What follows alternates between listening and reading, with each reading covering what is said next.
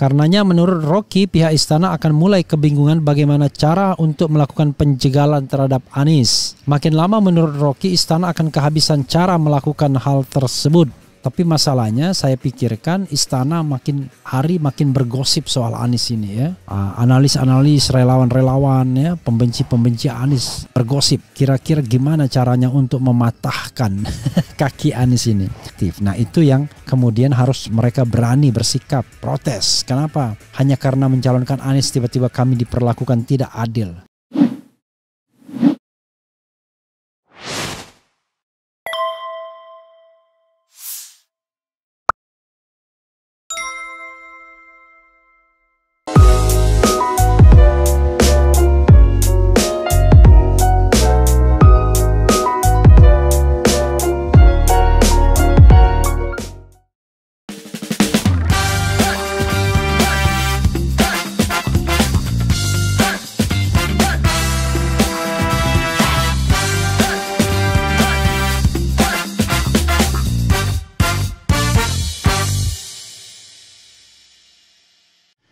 Assalamualaikum warahmatullahi wabarakatuh, Sobat RH sekalian. Jumpa lagi kita di channel yang keren ini, Keren Cadas ya. Kita ambil satu video lagi ya, soal geger sulit dibendung. Rocky Gerung sebut kubu istana akan kehabisan cara untuk jegal Anies Baswedan. Kekacauan akan terjadi ya. Jadi nanti kita lakukan simulasi berbagai cara untuk menjegal Anies Baswedan. Kita lihat ya bagaimana nanti praktek-praktek penjegalan itu ya. Oke, coba kita lihat beritanya dan kita bahas ya. Sudah makin panas bumi ini. Biasa kita pagi-pagi nongkrong di luar, ini lebih enak ya. Oke, sambil membawa semangat pagi ya. Warta Ekonomi Jakarta, beberapa waktu terakhir dikabarkan Anies Baswedan mengalami penjegalan dengan dicabutnya izin penggunaan ruang publik secara mendadak. Sebagaimana diketahui dilihat dari publikasi yang ditampilkan, kunjungan Anies ke beberapa daerah selalu menghasilkan lautan manusia yang datang menyambut ex-gubernur DKI Jakarta tersebut. Mengenai adanya dugaan upaya penjegalan ke Anies Baswedan ini, pengamat politik Rocky Gerung angkat suara. Rocky menganggap pola yang sama akan terus menyapa Anies untuk beberapa waktu ke depan. Saya bayangkan kekacauan akan terjadi. Mungkin Desember Januari pola ini akan terus berlangsung. Terus yang kita sebut kakofoni dalam politik. Jadi ada kebisingan tapi orang nggak tahu dari mana sumber bisingnya. Jelas Rocky melalui kanal YouTube Rocky Gerung Official ya. Karenanya menurut Rocky, pihak istana akan mulai kebingungan bagaimana cara untuk melakukan penjegalan terhadap Anies. Makin lama menurut Rocky, istana akan kehabisan cara melakukan hal tersebut.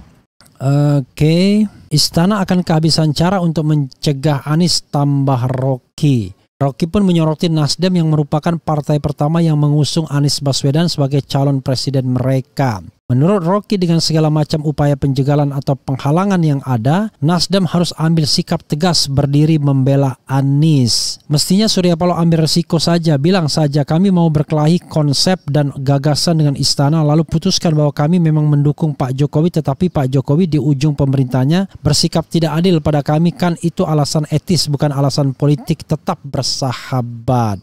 Tetapi Anies adalah calon dari Nasdem. Nasdem dilarang untuk mempromosikan Anies, kan ajaib. Jadi itu artinya standar etisnya berbeda. Kenapa kalau Ganjar nggak ada yang larang? Jadi mestinya Nasdem pakai akal sehat. Bilang saja kenapa kami diperlakukan secara tidak adil. Bukan Nasdemnya tapi calon dari Nasdem jelasnya. Ya Sobat Era sekalian ya.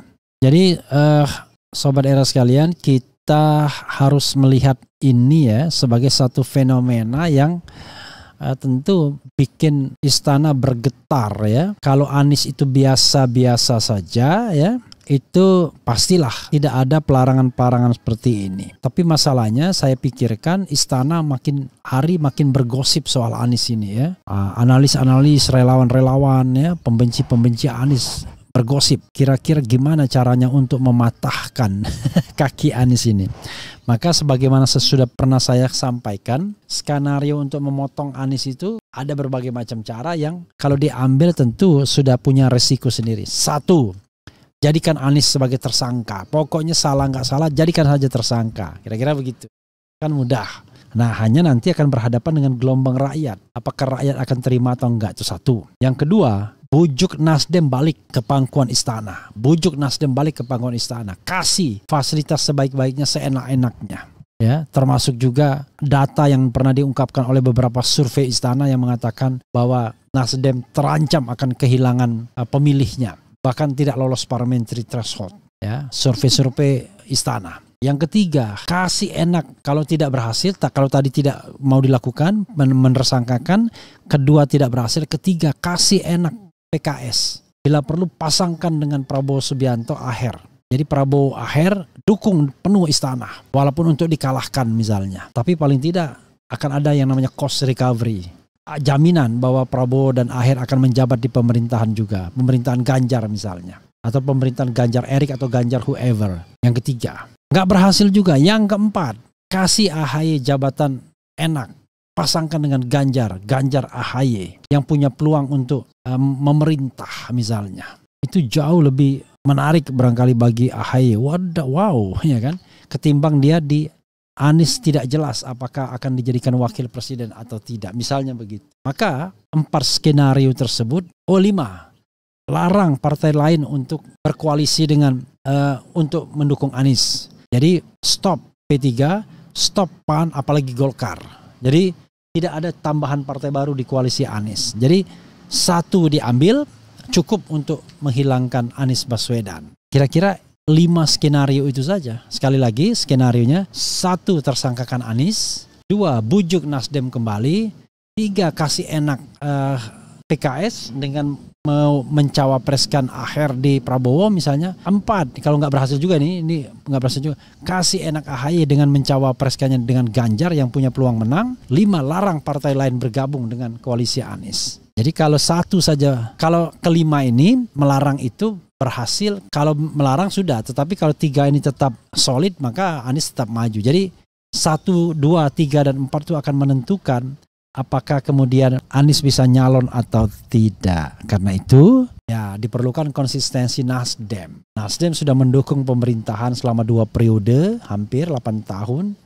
Tapi hanya karena mencalonkan Anies kemudian mereka diperlakukan secara diskriminatif. Nah itu yang kemudian harus mereka berani bersikap, protes. Kenapa? Hanya karena mencalonkan Anies tiba-tiba kami diperlakukan tidak adil. Toh kami tidak punya pilihan lain. Masa kami mendukung Ganjar yang punya PDIP? Masa kami mendukung Prabowo yang punya katakanlah yang punya Gerindra? Masa kami mendukung Muldoko yang tidak punya elektabilitas? Masa kami mendukung siapa lagi? Kan begitu harusnya. Tapi ya kita tidak tahu ya apa politik yang sedang dimainkan oleh Surya Paloh. Selain dia bersumpah kalau mereka berkuasa di negeri ini maka mereka akan membuat suatu gelombang ya, akan amanah, dan kalau kemudian mereka ingkar dari komitmen itu maka kutuklah diriku dan kami semua. Kira-kira begitu. Jadi kita akan lihat saja, walaupun Surya Paloh jangan lupa ini pemerintahan presidensil bukan parlementer, yang berkuasa bukan partai politik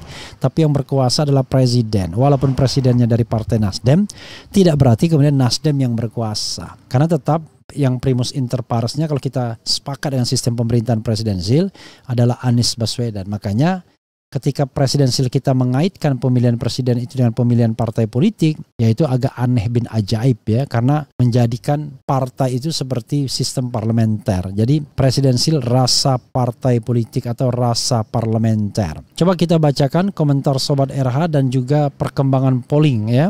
Sulit dibendung ya. Sekarang polling Pilpres sudah 15 kilo ya, lumayan lah. Tapi saya mintanya 100 kilo. Kalau 15 kilo aja biasa aja. Anies Baswedan 90%, Ganjar Pranowo 4%, Prabowo Subianto 3%, belum memutuskan 3%. Kemudian apakah channel RH Channel lebih baik mengabarkan survei atau tidak? Mengabarkan membahas 84%, tidak mengabarkan tidak membahas 16%. Tapi yang voting cuma 8.200. Karena itu saya menganggap belum absolut ya keinginan Sobat Era sekalian. Masa subscribers 2 juta yang polling cuma 8.000. Artinya masih jauh untuk dikatakan ini sesuatu yang little bit absolute ya bagi RH Channel. Jadi karena itu masih saya diberikan kebebasan ya untuk menolak atau membahas atau tidak membahas sebuah hasil polling kalau yang surveinya cuma 8.000-an begini ya. Oke, coba kita baca komentar Sobat RH terkait dengan isu mengenai sulit dibendung ini. Oke, siapapun capresnya, Anies Baswedan presidennya ya. Keluarga besar Anies 1000% pilih Anies ya. Semoga Allah melindungi beliau. Amin ya rabbal alamin. Keliling Indonesia itu berat, biar aku aja Anies presiden Indonesia. Mantap pilihanku Pak Anies. Rakyat menang, mantap. Bapak si Gibran orang Solo tuh harus dikasih pelajaran. Boneka oligarki kaya yang meninggalkan utang negara dan beban rakyat Indonesia. Saat ini Anies Baswedan bukan siapa-siapa, gubernur bukan, pejabat bukan, pengusaha bukan. Kok dicintai rakyat Indonesia ya? Karena Anies Baswedan memang smart, amanah, dan santun berprestasi. Katanya mereka Pancasila NKRI, tetapi kenapa kelakuan mereka tidak Pancasilais terus menjegal langkah Anies Baswedan dan Partai Nasdem? Rakyat mau rejim ini semua diaudit, dari utang 1 rupiah sekalipun harus dihitung. Bang Rafli, bukan Rafli tapi Refli, RE ya, REFLY, Lampung nyimak. Bang, banyak-banyak dong angkat berita Anies biar tambah moncer, dan dengan selalu diberikan sekalian kita kawal Bapak Anies. Masa Anies melulu beritanya ya kan, yang lain juga dong ya. Kapan ada keadilan di rezim ini? Wah kakak mimpi. Kemudian apa lagi ya? Insya Allah Pak Anies presiden, ABW the best ya. Kemudian Bung RH aneh malah memberi solusi istana. Gimana toh Bung? Nah, ya itu saya bukan memberi solusi istana. Saya hanya mengunderlining apa yang dipikirkan istana. Kan begitu, ya kan? Yang dipikirkan istana itu bisa kita tebak, ya kan? Pertama, ingin menjadikan Jokowi 3 periode. Nggak berhasil menjadikan Jokowi perpanjangan masa jabatan, nggak berhasil menjadikan Jokowi wakil presiden, nggak berhasil melakukan penundaan pemilu, kan begitu. Dan yang kelima ada alternatif baru, dekret kembali kepada Undang-Undang Dasar 45, ya kan, sebagaimana diberikan jalannya oleh Lanyala. Nah, kalau semua ini nggak berhasil, 5 skenario ini, ya dukung orang. Nah, untuk dukung orang, yang jelas bukan Anies, karena Anies dianggap antitesis. Dukung Ganjar. Agar Ganjar mudah menangnya, Anies yang kemudian diharuskan tidak bisa nyalon. Kalau bisa nyalon, langkahnya dihalang-halangi. Itu skenario yang kita bisa pikirkan as a common sense ya. Tapi jangan salah, istana pun bingung sekarang. Apa yang dipikirkan Luhut mungkin tidak sama dengan apa yang dipikirkan oleh Jokowi. Apa yang dipikirkan mereka berdua tidak sama dengan apa yang dipikirkan Megawati Soekarno Putri. Karena istana itu bergantung 3 sosok ini. Jokowi, Luhut, Jokowi, Megawati. Mega sama Luhut spektrumnya jauh, tapi Jokowi yang akan menjadi jangkar mereka. Nah, win-win solutionnya di mana dari ketiga? Apakah mereka splitting? Apakah mereka bisa bersatu? Kan kira-kira begitu ya. Pak Refli Harun, apakah Heru Budi bisa di-impeach DPRD? Rekam jejak Anies sebagai gubernur dihancurkan total sama Heru. Padahal Anies ingin orang melihat rekam jejaknya, bukan hanya akan-akan. Itulah hebatnya ya, yang namanya penjabat itu. Dia nggak bisa di-impeach karena dia penjabat. Tapi penjabat kok 2,5 tahun masa jabatannya bisa menjabat. Bisa dia minta agar diganti, boleh setiap saat. Ya, tapi kan mengganti ke istana juga, padahal misi istana adalah menghancurkan Anies, kan kira-kira begitu. Jangan sampai ada HRS jilid 2. Entar Anies dicari-cari kesalahannya. Rezim sekarang memang biadab, audit semua pejabat sekarang pasti hasil korupsi semua. Kenapa Pak Anies dihalangi mau jadi presiden? Emang Indonesia ini kerajaan warisan nenek moyang loh. Bebas dong, siapa saja boleh asal memenuhi syarat ya. Istana yang sekarang jadi kayak oknum ya. Kemudian Katanya Pak Jokowi di Pilpres 2024 adu gagasan, tapi kenapa di sisi lain Pak Jokowi terus menjegal langkah Anies Baswedan dan Partai Nasdem dan terus promosikan Ganjar Pranowo? Kemudian komentar RH nggak bagus, memberikan celah skenario, ngajari orang nggak bener. Infokan yang positif aja untuk pembelajaran publik. Tadi sudah saya jelaskan ya. Oke. Bung RH, jangan memberi solusi istana dong, maunya apa toh Bung? Sudah saya jelaskan tadi ya. Saya tidak memberikan solusi istana, saya itu membocorkan apa yang dipikirkan istana, kan kira-kira begitu. Dengan skenario-skenario yang ada. Jadi biar kita aware, ya kan? Biar kita aware, dan itu ditujukan kepada parpol-parpol. Apakah mereka menjadi partai yang pengkhianat atau enggak? Ya kan? Apakah Demokrat akan menjadi partai pengkhianat? Apakah PKS akan menjadi partai pengkhianat? Apakah nanti Nasdem akan menjadi partai pengkhianat? Paling tidak pengkhianat terhadap pendukung Anies Baswedan. Kira-kira begitu. Ya. Tinggal komitmen PD dan PKS ya. PD menolak kalau mereka sudah sepakat kan. Apa kabar dengan 0% sih? 0% itu belum ada gerakan lagi. Orang sudah ditolak semua. Saya 5 permohonan ditolak semua oleh MK legal standingnya. Padahal yang mengajukan tuh orang-orang yang relevan atau partai yang relevan atau kelompok yang relevan. Tapi ya it's okay.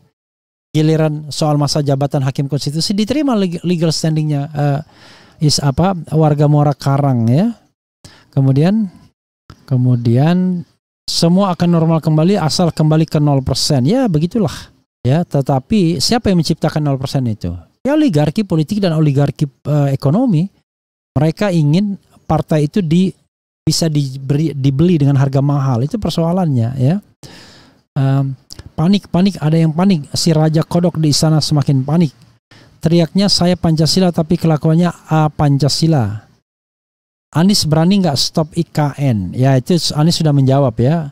Yang namanya program itu adalah 2 hal. Kalau itu tercantum dalam undang-undang ya harus dilaksanakan. Tapi bukan berarti tidak ada evaluasi. Kalau evaluasi menghendaki perubahan ya bukan berarti tidak bisa diubah.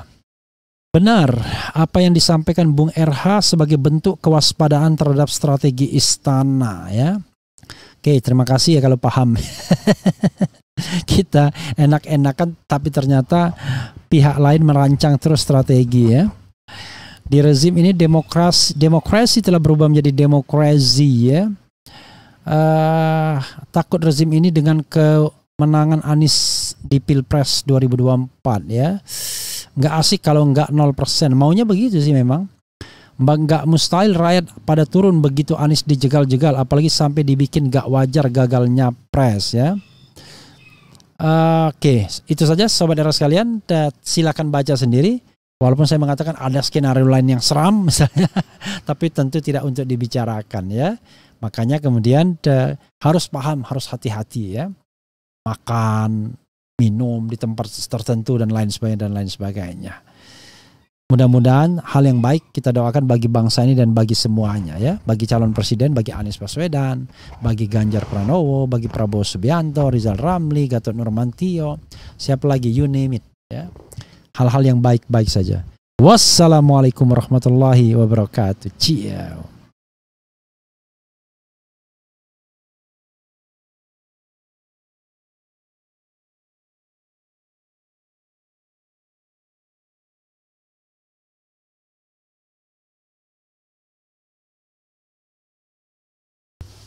Assalamualaikum warahmatullahi wabarakatuh. Sobat RH sekalian, jumpa lagi kita di channel nih. di channel yang keren ini. Keren cadas ya. Karena kebetulan lagi. Oke, coba kita lihat Sobat RH sekalian, ada berita menarik ya. Mengenai alasan ya kenapa Anies kemudian mau dipenjarakan ya. Jadi alasan bukan alasan hukumnya tetapi something behind ya, berdasarkan apa yang diamati oleh Syahganda Nainggolan. Apa saja alasannya? Ini 3 alasan dan kemudian juga bagaimana konsekuensinya kalau seandainya KPK memaksakan kasus Formula E ya, yang sampai sekarang tidak jelas apa kesalahan Anies dalam perspektif korupsinya, ya, bukan soal administratif, dan bagaimana reaksi masyarakat. Coba kita ikuti ini ya, sobat era sekalian. Menarik gitu ya. Itu. Oke. Coba kita bacakan dan kemudian nanti kita sedikit ulas. Karena ini tulisannya sudah komprehensif, panjang ya. Menarik. Saya sudah minta izin kepada yang bersangkutan untuk dimuat di RH Channel, dan memang tulisan ini disampaikan ke RH Channel ya oleh Syahganda Nainggolan. Oke, coba kita bacakan pelan-pelan ya.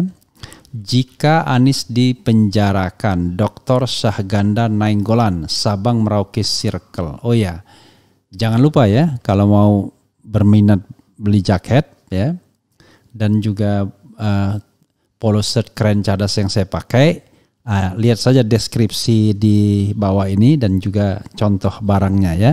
Dan untuk yang sudah memesan tinggal tunggu saja, karena kami sudah kasih pesanan ke pabriknya ya. Mudah-mudahan segera selesai, baik itu jaket maupun polo shirt keren cadas.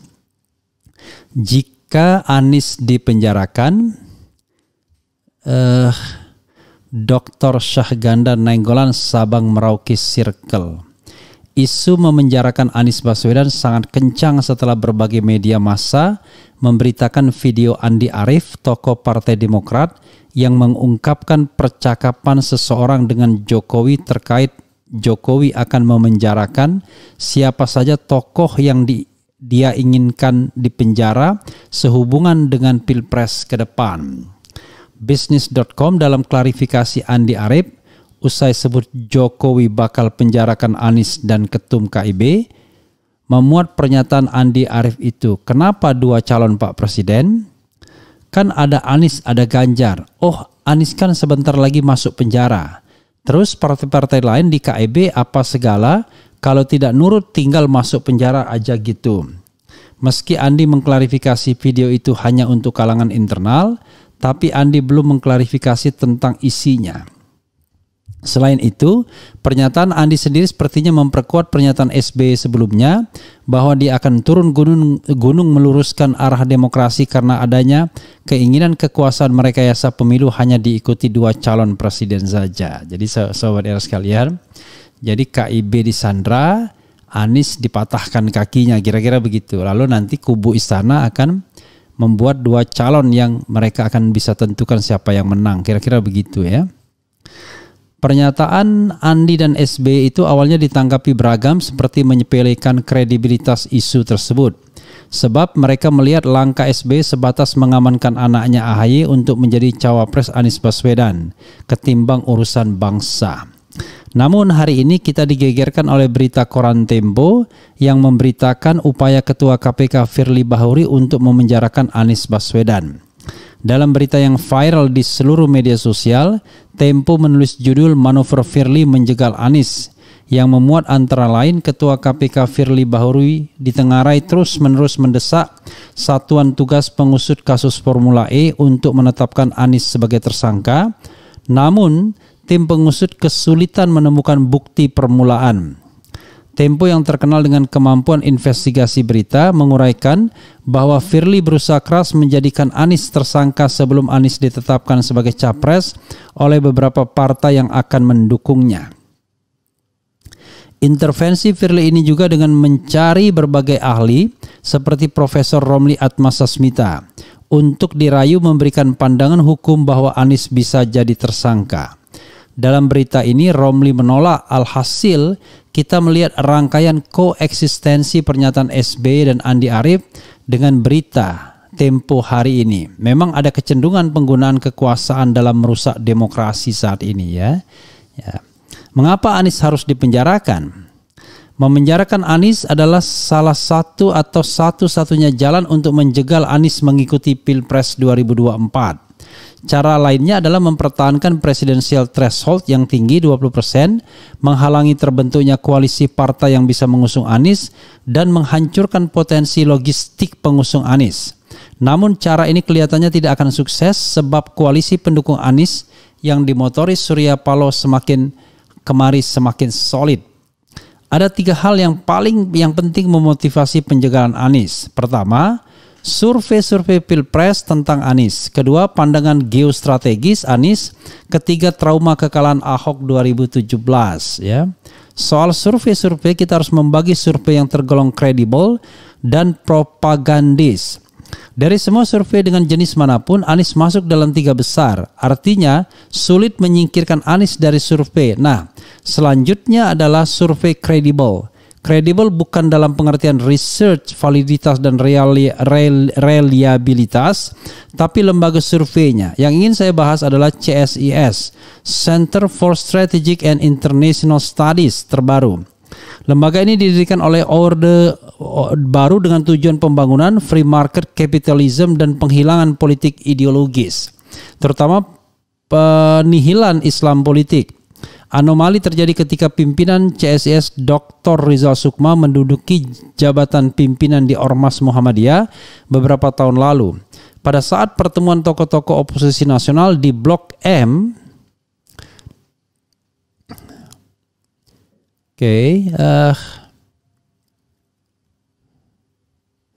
di Blok M ya,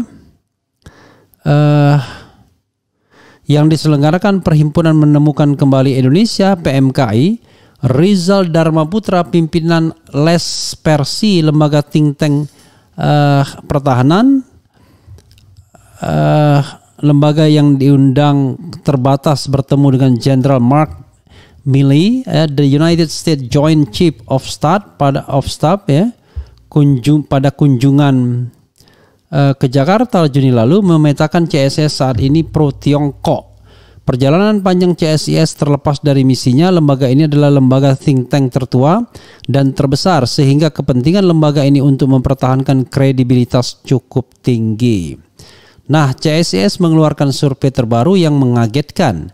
Jika terjadi head to head antara Anies Ganjar maupun Anies Prabowo, Anies menang. Anies versus Ganjar 47,8% versus 43,9%, 7,6% belum tahu. Anies versus Prabowo 48,6% versus 42,8% ya, tapi ada margin of error, jangan lupa ya. Dan Ganjar versus Prabowo 47,25% versus 45%. Kenapa kaget? Dari sisi metodologi, konsep survei dengan metode general to focus, mulai dari 14 capres, pengecilan ke-7 capres, lalu 3 capres, dan diakhiri head to head, adalah metode reiterasi dan penegasan, di mana responden berjenjang tanpa keraguan memilih calonnya. Hasil ini sulit diragukan karena konsistensi responden dapat menunjukkan reliabilitas alat survei tersebut. Survei CSIS ini mengambil responden milenial dan generasi Z umur 18-39 tahun. Jumlahnya diperkirakan 60% pemilih kita saat ini. Meskipun kita tidak bisa menarik ekstrapolasi dan membangun kesimpulan untuk seluruh populasi, namun suara milenial dan suara generasi Z ini adalah suara masa depan bangsa Indonesia. Ini merupakan bukti pembusukan terhadap Anies selama ini, baik dengan isu hukum, identitas Arab non-Jawa, gagal membangun Jakarta, tidak mampu menghancurkan Anies ya. Jadi saudara sekalian ya. Alasan lain penjagalan Anies adalah pandangan geostrategis Anies. Jadi satu adalah soal survei, kedua pandangan geostrategis. Selama ini Anies terlihat sangat dekat dengan Barat. Berbeda dengan Jokowi yang dekat dengan Peking. Terakhir terlihat Anies menjadi tamu keluarga Lee, penguasa Singapura, selama 5 hari beberapa minggu lalu. Menjadi tamu keluarga Lee berbeda dengan beberapa elit kita yang hanya diundang oleh Raja Ratman Institute, Nanyang Technology University atau lembaga lainnya di Singapura. Diundang keluarga Lee artinya Anies tidak diragukan oleh Barat dan Chinese Overseas Network ya. Kedekatan Anies dengan Barat tentu mencemaskan Peking yang selama ini berusaha mengendalikan Indonesia dan negara-negara ASEAN lainnya. Menurut Rizal Dharma Putra, pengangkatan mantan duta besar Cina di Indonesia menjadi Direktur Asia Kementerian Luar Negeri Peking merupakan simbol keseriusan Cina untuk tetap mendominasi politik Indonesia. Artinya, Kehadiran Anies menjadi sebuah kecemasan, khususnya ketika pertarungan Barat versus China semakin menegangkan di kawasan ini dan Laut Cina Selatan. Ketiga, adanya benturan identitas yang tersimbol pada Anies sejak pertarungan Anies versus Ahok tahun 2017 di Jakarta. Orang-orang yang mengidentifikasi diri sebagai bukan identitas Anies meyakini bahwa Anies adalah ancaman besar bagi keberlanjutan dominasi mereka dalam era kepemimpinan Jokowi. Jokowi ya. 3 alasan penjagalan Anies di atas sebenarnya bukan problem Anies Baswedan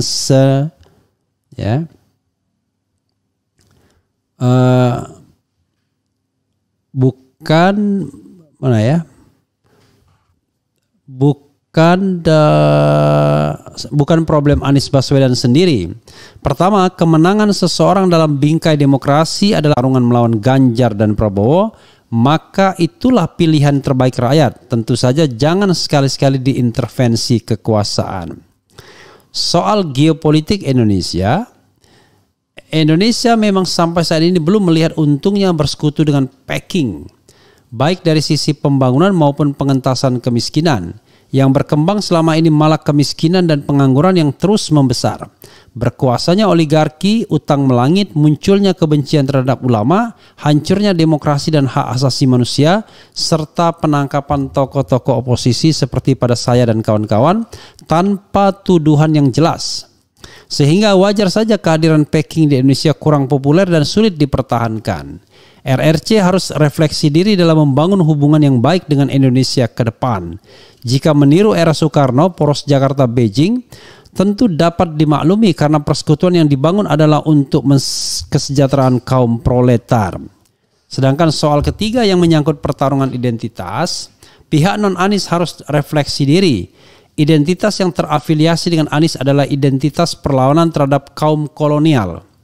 Artinya bersifat historis, apalagi berbagai tokoh yang tadinya berseberangan dengan Anies seperti Suni Tanuwijaya, tangan kanan Ahok, dan Surya Chandra, tokoh buruh yang membangun partai PSI, sudah menyatakan mendukung Anies ke depan. Keduanya adalah kelompok oposisi Anies selama ini, artinya urusan identitas ini dapat diselesaikan jika mau ya.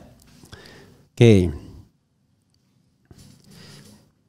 Resiko memenjarakan Anies. Memenjarakan Anies bisa saja dilakukan jika nafsu kekuasaan dan konspirasi oligarki serta Peking tetap menguat. Persoalannya adalah resiko yang akan kita tanggung bersama. Pertama, Anies adalah kanalisasi kelompok identitas yang selama ini oposisi terhadap rezim Jokowi. Politik kanalisasi sejak dulu kalau diperlukan untuk meredam gejolak sosial yang besar. Kelompok Islam yang merasa teraniaya oleh rezim Jokowi selama ini berpretensi bahwa jalan demokratis masih merupakan sebuah jalan dengan Anies sebagai pemimpinnya. Anies membuat adanya migrasi dukungan politik dari yang revolusioner yang didengungkan Habib Rizik menjadi teknokratis yang dilakukan Anies. Jika ini tidak terjadi, maka gejolak umat akan bertemu dengan situasi tanpa pilihan, yaitu mendukung Habib Rizik ya. Kedua, resiko atau ancaman ekonomi politik ke depan terlalu besar untuk dihadapi rezim Jokowi sendiri. Jokowi, Luhut Panjaitan dan Sri Mulyani sudah menyinggung ini berkali-kali bahwa pada tahun 2023 kita akan memasuki resesi. Mereka mengatakan saatnya memperkuat persatuan nasional, solidaritas dan kerjasama menghadapi ancaman resesi besar. Dalam pidatonya di Puncak Hari Maritim, Luhut Panjaitan mengatakan, kalau kita semua kompak, semua kita satu bahasa dalam keadaan yang sangat krusial ini, di mana dunia diramalkan akan memasuki gelombang krisis, perfect storm akan terjadi dalam beberapa waktu ke depan, kita harus menata negeri kita dengan baik. Bahkan Luhut Panjaitan dan anaknya Jokowi Gibran mendatangi Rocky Gerung, tokoh oposisi untuk menyampaikan pesan perdamaian. Lalu bagaimana jika Anies dipenjarakan? Tentu saja gelombang oposisi dan umat Islam tidak bisa menerimanya. Sebab Anies selain mendapatkan berbagai penghargaan nasional, dia juga terlalu banyak menyandang penghargaan internasional untuk pembangunan yang berhasil dia lakukan. Kasus Formula E sangat diragukan unsur korupsinya, kasus E Formula. Berbeda dengan kasus E-KTP, di mana diberitakan bahwa Ganjar menerima uang suap $500.000.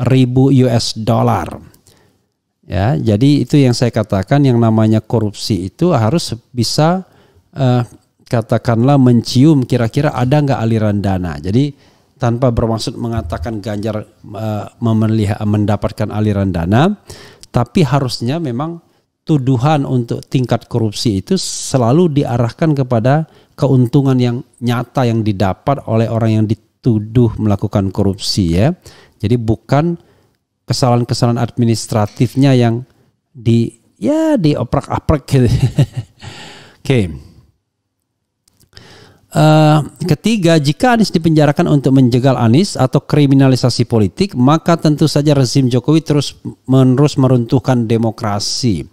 Tidak ada tanda-tanda Jokowi ingin memulihkan demokrasi. Sejarah yang dibangun Jokowi akan menjadi sejarah buruk yang dikenang bangsa kita. Tentu Jokowi harus berubah. Bangsa ini terlalu banyak cacatnya selama Jokowi berkuasa.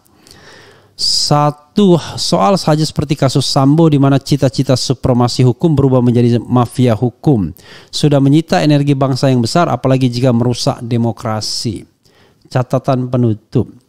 Berita Tempo tentang upaya KPK memenjarakan Anies dan pernyataan SBY adanya rekayasa Pilpres dan penjagalan calon serta video Andi Arief soal memenjarakan Anies telah mengagetkan kita semua. Memenjarakan Anies sangat beresiko pada gejolak sosial ke depan. Hal ini bertentangan dengan kata-kata rezim yang melihat perlunya kekompakan dalam menghadapi krisis ke depan, perfect storm. Situasi rumput kering bangsa ini yang gampang terbakar dapat seketika berubah menjadi ganas dan liar. Banyak negara lain menjuluki kita sebagai bangsa ramah tamah, tapi kita tahu puluhan tahun lalu di tanggal hari ini jutaan rakyat mati karena saling bunuh karena kebencian politik dan dendam, ya. Maksudnya sekitar September, ya, akhir-akhir atau awal-awal Oktober. Anies adalah kanalisasi politik oposisi khususnya umat Islam. Memilih jalan demokrasi adalah jalan damai bagi sharing tanggung jawab mengurus bangsa ini. Namun memenjarakan Anies atas dasar haus kekuasaan merupakan jalan kekerasan yang akan selalu dikenang sebagai jalan haram. Jika Anies dipenjarakan, maka rakyat pasti memberontak. Itu kata kuncinya, ya. Jika Anies dipenjarakan, maka rakyat pasti memberontak. Jadi sobat era sekalian, banyak sekali kasus-kasus yang bisa digarap dan diselesaikan oleh KPK, ya. Jadi jangan membuat kasus-kasus yang tidak perlu, ya. Oke, sobat era sekalian, coba kita lihat, ya. Bagaimana komentar sobat era sekalian, ya. Jangan lupa juga nanti lihat juga zoom in, ya, dengan Bunda Neno Warisman dan tamunya adalah Habib Bahar bin Smith. Kita rendezvous, ya. Habib Bahar bicara tentang cintanya kepada istrinya Syarifah Fadlun dan bagaimana menjadi diri sendiri di tengah kritik yang barangkali banyak kritik yang cadas, ya. Oke, menarik, ya, apa yang disampaikan Syahganda Nainggolan ini, ya. Kira-kira kalau seandainya nanti betul-betul Anies dikerjain, bagaimana gejolak yang ada. Nah, ini yang harus kita pahami, ya. Oke. Sekali lagi, kalau mau beli kaos, ya, dan jaket silahkan, ya. Lihat di deskripsi di bawah ini, ya. Keren, cadas, ya. Oke.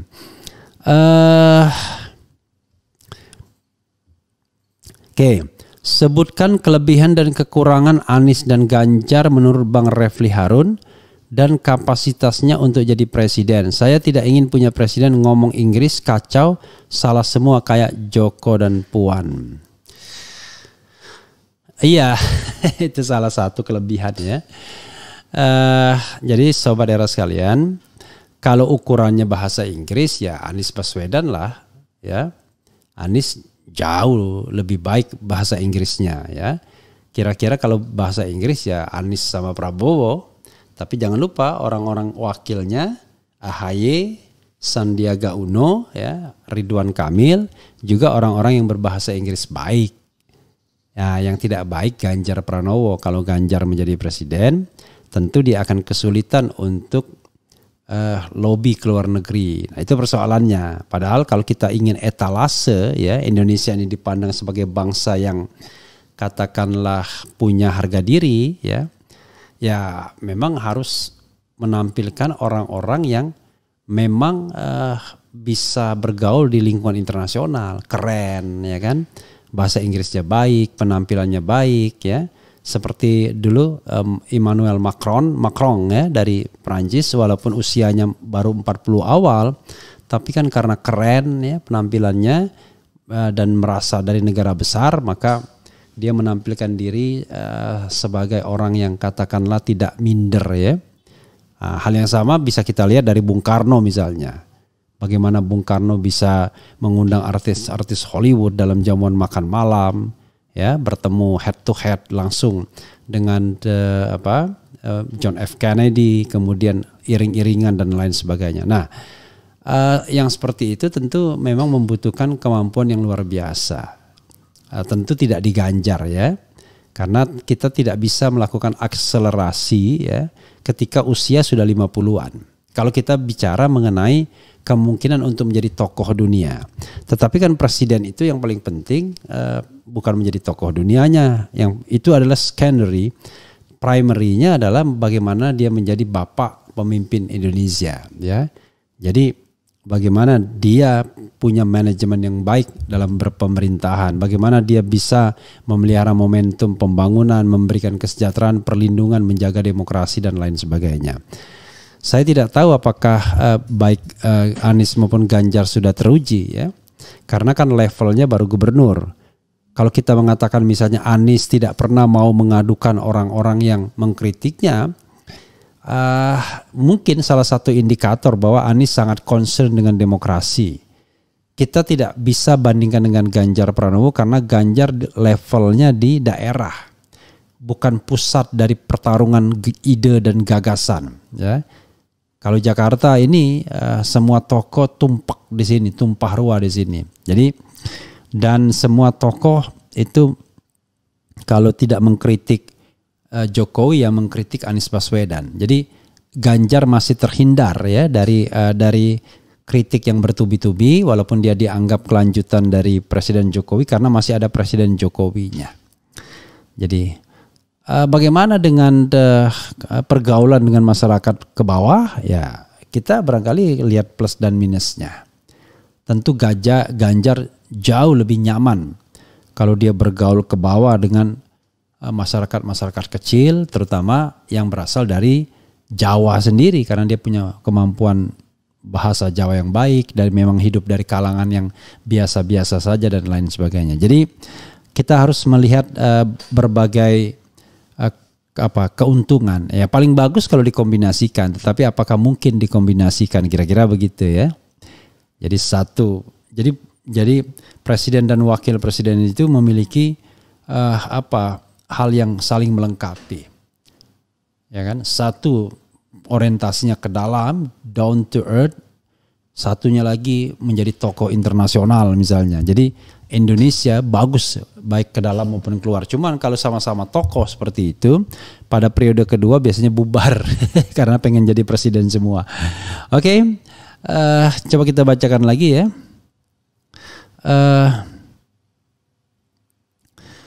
Kalau Ganjar pasti bikin malu bangsa Indonesia kalau bicara dengan kepala negara lain. Udah pasti malu-maluin, dan Ganjar pasti peliharaan oligarki. Yaitu plus dan minus lah saya katakan. Untuk poin ini Anies pasti unggul, poin internasional, karena saya tidak yakin orang bisa melakukan akselerasi dalam jangka waktu 2 tahun, ya, untuk berbahasa Inggris dengan baik dan benar, dan kemudian juga untuk terbiasa dengan wawasan internasional, termasuk juga dengan literatur asing. Nah, Anies beruntung karena dia AFS, pernah 1 tahun di Amerika Serikat ketika SMA, pertukaran pelajar, dan kemudian menyelesaikan studi paling tidak 6 tahun di Amerika Serikat. Jadi more than enough lah untuk dia bisa merasa nyaman dalam fora internasional. Jadi kita harus mengakui kelebihan orang, ya.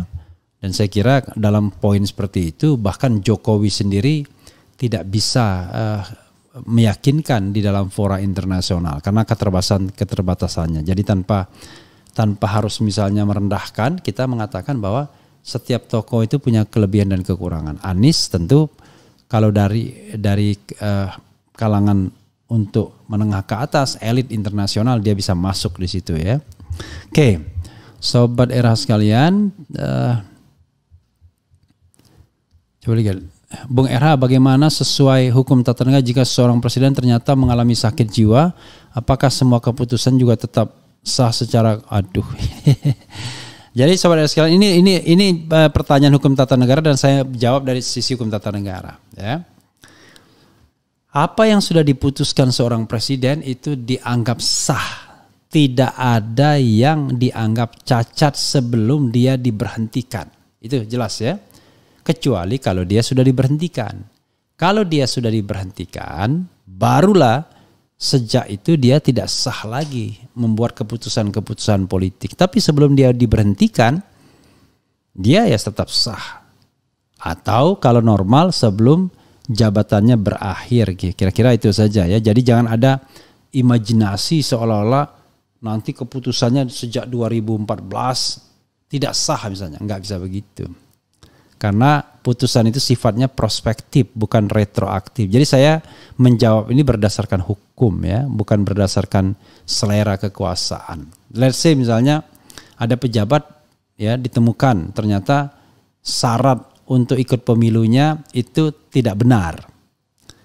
Pertanyaannya adalah fase sekarang ini bukan lagi fase verifikasi terhadap syarat pencalonan, tapi fase dia sudah memerintah. Kalau dia masih di dalam proses berpemilu sebelum dilantik, maka dia bisa didiskualifikasi. Tapi kalau sudah berjalan, berkuasa seperti ini, maka satu-satunya jalan adalah impeachment atau menyuruh dia mengundurkan diri, ya kan?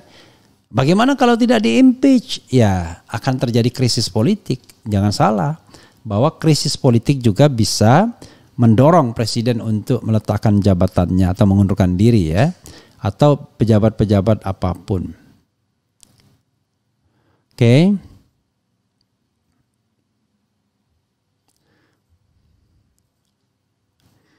Kemudian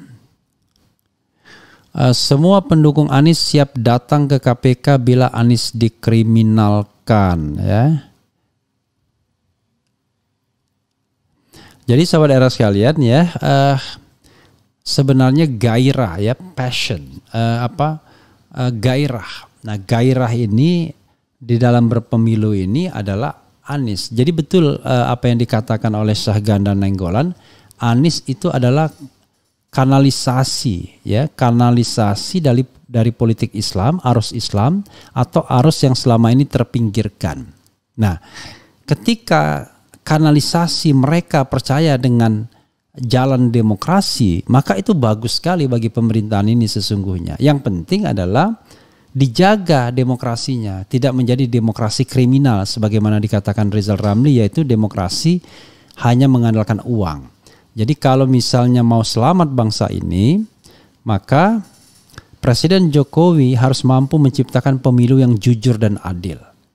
Bikin gentleman agreement kepada semua kelompok, semua pendukung calon presiden, bahwa apapun hasilnya harus Anda terima karena sudah dilakukan pemilihan secara jujur dan adil. Jadi itu ya sahabat era sekalian, harusnya yang di garis bawahi ya.